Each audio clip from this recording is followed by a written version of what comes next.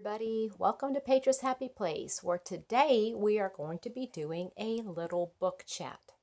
So if you're trying to stay just with the crochet information, this is not going to be the video for you.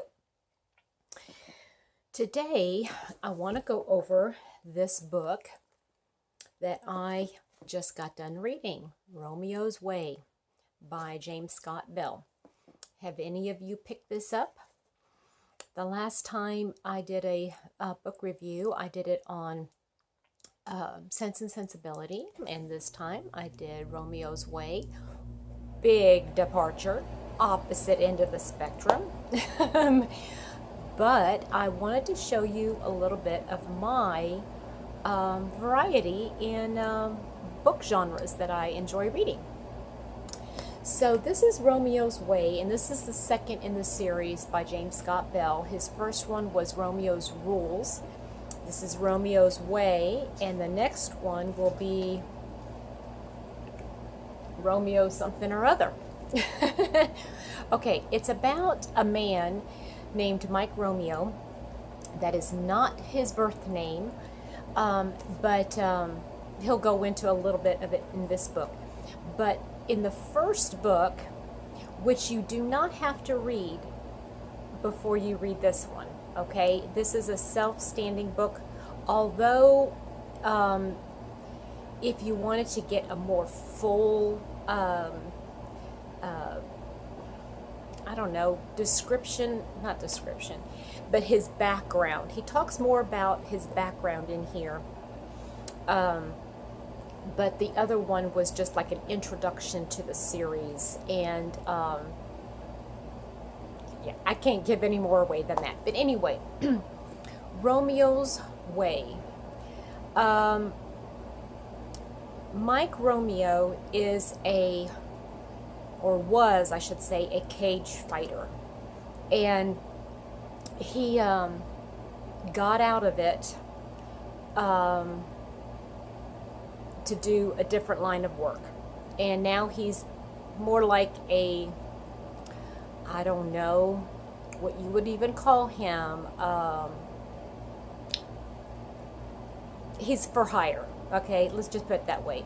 He is a man who is known for being rough and getting things done, and that nothing will stop him, and he had earned that title when he was a cage fighter. He was one of the best cage fighters.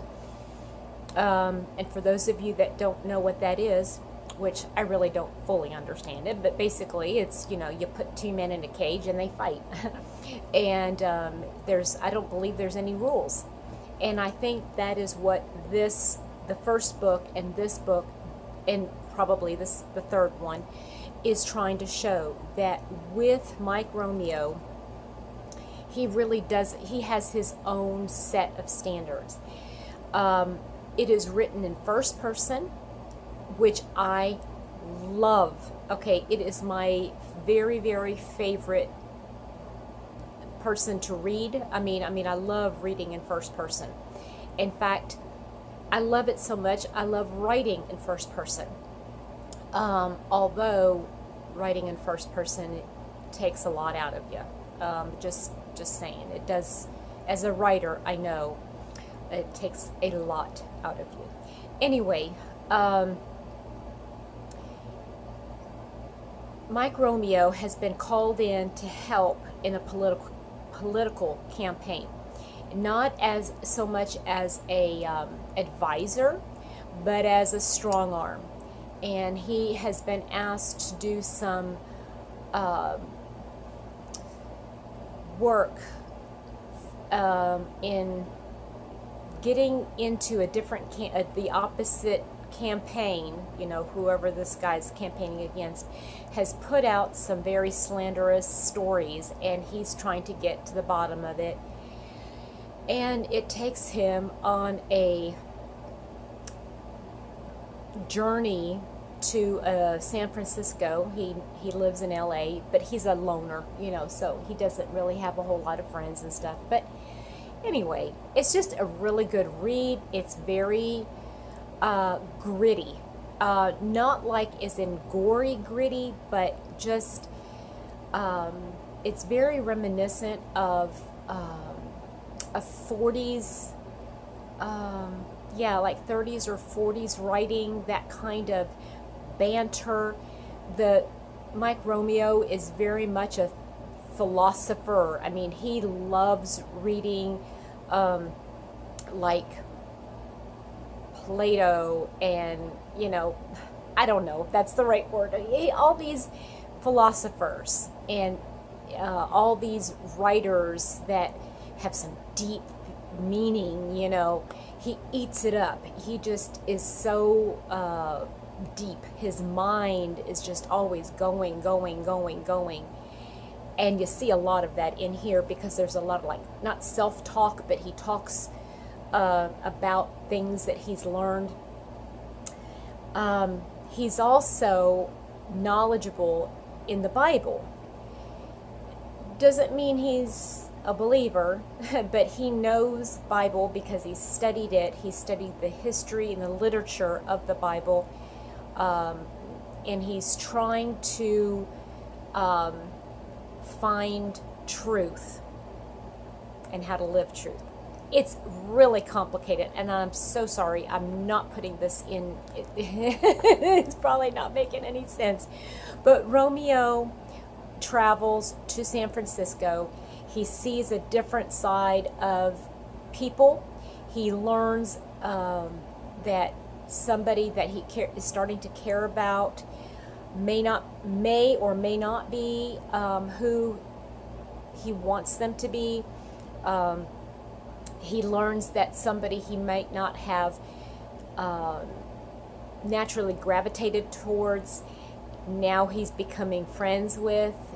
It's just a really, really good book. If you like mysteries, if you like trying to work with a private eye, and trying to find different things, it's just a really good book. And it being written in first person, you kind of put yourself in his shoes. It's just such a good book. I'm so sorry if this makes absolutely no sense. But Romeo's Way by James Scott Bell. James Scott Bell is huge in the writing world, okay? James Scott Bell himself has written several writing books. He knows his stuff. He knows how to write books. And this is one of the series that he's written called Romeo, and the first one is Romeo's Rule, then this is Romeo's Way, and I can't remember the other one, but I'm going to I have it and I'll read it later. Now, is there anything about this particular book that I did not like? Well, it has nothing to do with the contents, but this is a used book and it's got sticky on it. That's the only thing. That's just so goofy. But anyway, Romeo's Way. Highly, highly recommend.